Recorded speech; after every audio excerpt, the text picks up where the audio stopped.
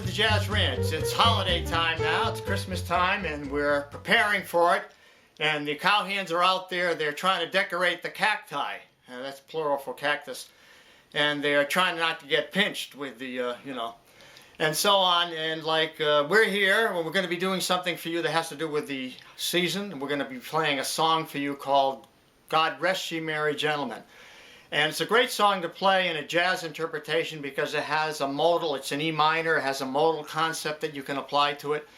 So I'm going to show you three arrangements, one the original one, and one I've reharmonized, and then one that has to do with jazz harmony, jazz chording, a jazz swing approach, and also playing on a modal scale. So that's what we're going to deal with now. So here we go now with a jazz interpretation of a great Christmas carol called God Rest Ye Merry Gentlemen. Here we go.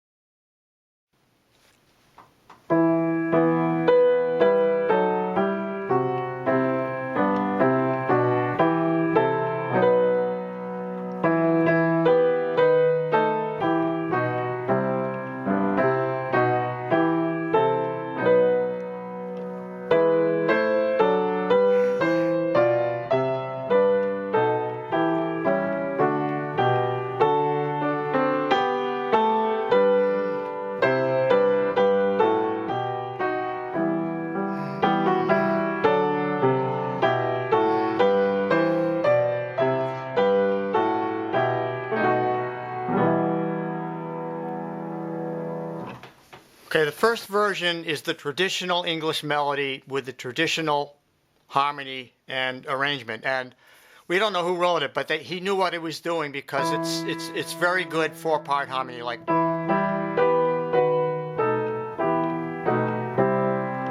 there's a C chord, right? So those really relate to the scale. Now the scale of G, it's in the scale of G, but it's relative minor. So now we're starting, that's like starting a G scale on the relative minor, which is always the 6th degree, so it's starting it on the E, and we play a G scale. Now, when we create the scale tone triads to understand the harmonic structure of a song, in the key of G it goes G, A minor, B minor, C major, D major, E minor, F sharp diminished, and G. So major, minor, minor, major, major, minor, diminished, major. So now we just take the same chords and put them in E minor. Now it starts out, remember that the F sharp was diminished. So now the second chord is diminished. E minor, F sharp diminished, G major, A minor, B minor, C major, D major, and then E minor. So those are the chords we're using in this traditional version. And you want to study that and see how they're working because they're all there. You know, those chords are there, whether they're inversions or whatever. It's really well written four-part traditional harmony. So we're going to look at that as a basis to branch off now and try to reharmonize it in a way in which I'm going to use some interesting harmonies and some drop two types of voicings and that sort of thing. So we'll move into the second version now.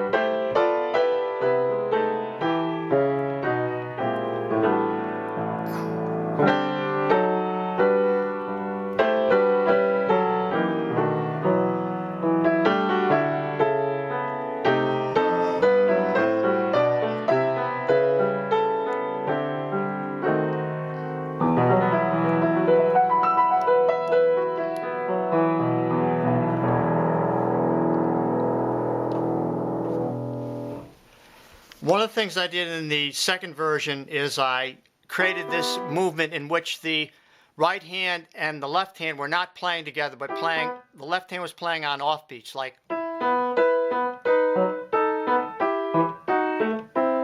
That's not that hard to do. I mean, if you have an arrangement, you can learn to do that by practicing. And it sounds really more interesting than just playing right on the beat like this. Now I have this more interesting thing happening here.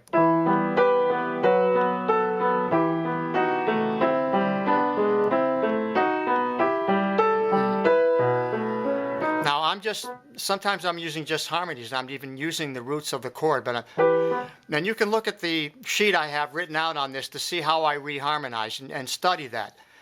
But that's something I really can't teach in a half an hour. I mean, I can't teach it in 15 or 20 minutes. In other words, reharmonization takes, in a way, years of study. But you can study this and learn some things from it immediately. But basically what I do when I reharmonize is I try to create a really good bass line, and I use the cycle of fifths more than these would be applied in the original arrangement. It would have used more like 1, 4, 5, 6 chord and that kind of thing. I use like 2, 5, 1s and progressions that have descending lines in the bass line and that sort of thing. Like I have that line here on measure 12. I have, let's see, let's get up to it.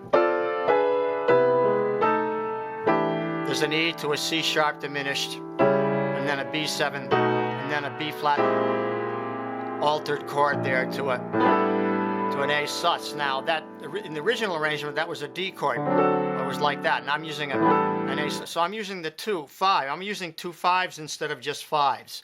So I'm making it more complex by using more of the cycle of fifths. And if you study that in some of my videos, you'll understand. But you want to look at this sheet and try to learn by studying it and see how I created the bass lines and the chord progression and varied it from the original version. So you'll have both versions so you can study them. Now I want to move on to the jazz version because that's the most important for this video, and we'll get into that.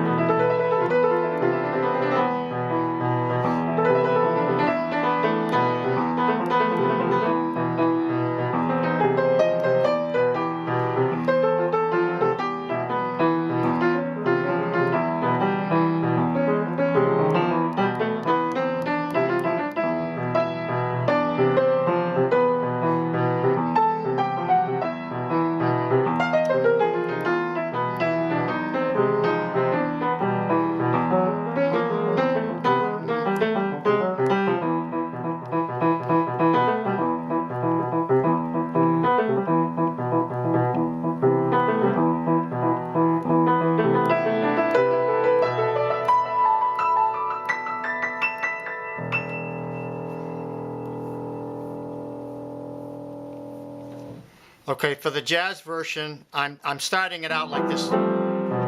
So that's Phrygian scale. In other words, it's like a C scale starting on E, like this. That's Phrygian, called Phrygian. And if you haven't studied that, you may want to look it up. I haven't done an actual video on that, but I have it in my book a lot. But anyway, the various modes, major modes, that's the Phrygian scale now. So I'm using that. Same kind of thing Coltrane used in My Favorite Things. That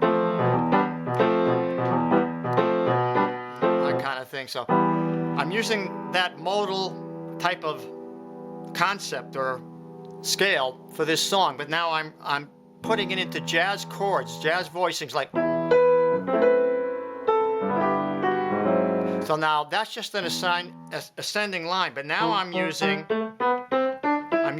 natural minor scale right now. Natural minor just means that I'm using the E minor scale. It's like a G major, relative minor to E, which is also Aeolian. I'm starting on E and I'm playing a G scale. So there it is. So that it has, what does it have relative to E major? It has a minor third, right? And then it has minor 6, minor 7th. In other words, flatted 6th and flatted 7th. If you have that.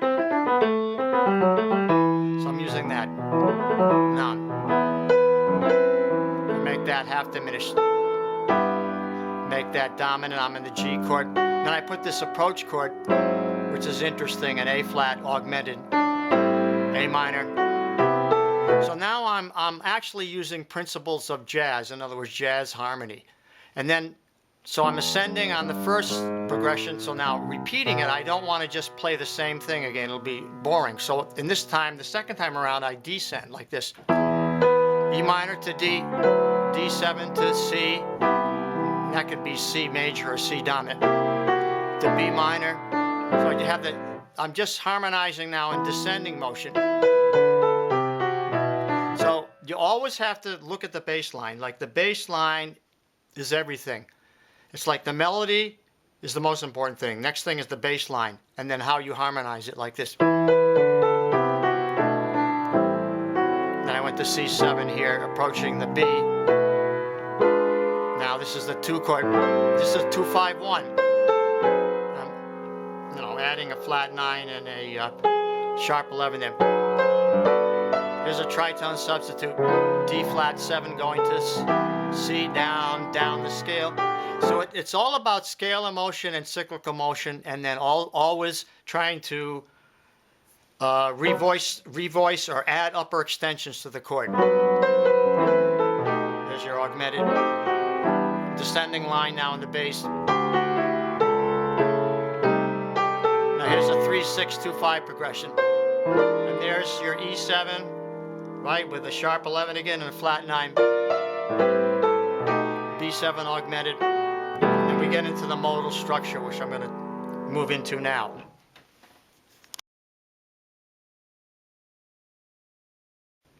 Now I want to explain a little bit what I'm doing on the modal part of the song, where I'm just playing on a vamp in E minor. And I'm basically going E minor to, and that F chord. So that F chord creates the,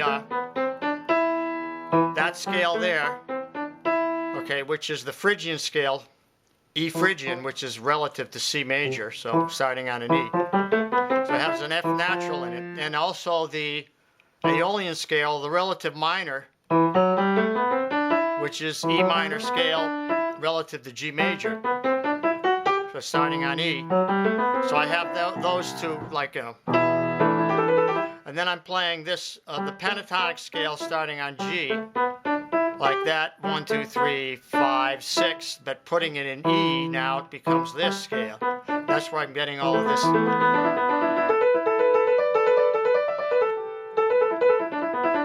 It's the McCoy-Tyner thing, you know, so like, so I put the voicing in there. So I can use either one of those scales, and I'm using both of them. Like that, and I'm going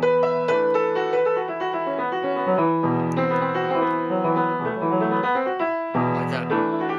Now I'm also altering it, so I'm going up like a half step.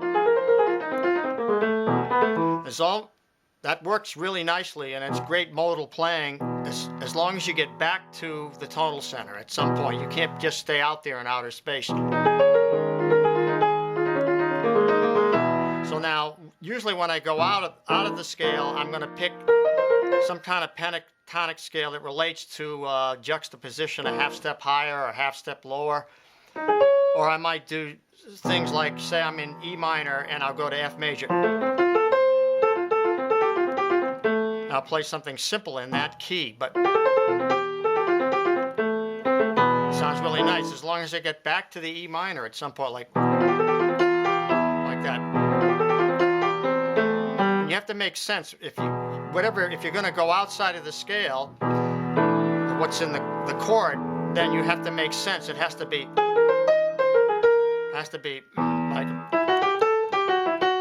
like has to make sense in some way. Melodically, it has to somehow connect. It can't just be, well, you know, if you want to play in a logical way, if you just want to just go outside and just be in outer space, as I say, but I like to make sense of what I'm playing, like, right.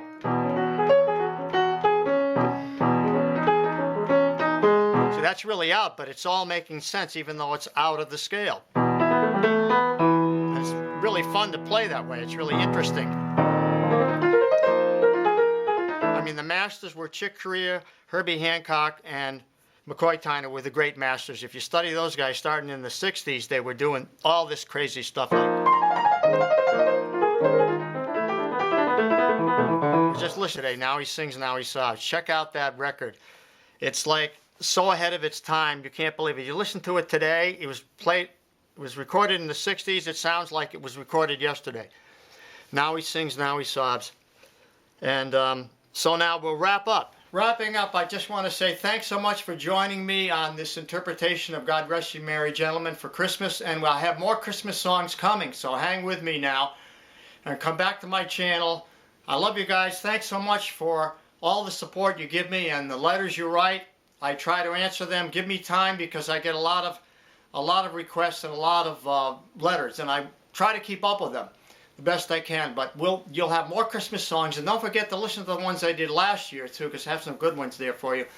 And until next time, we'll say season's greetings, happy holidays, and swing loose. Bye bye. See you next time.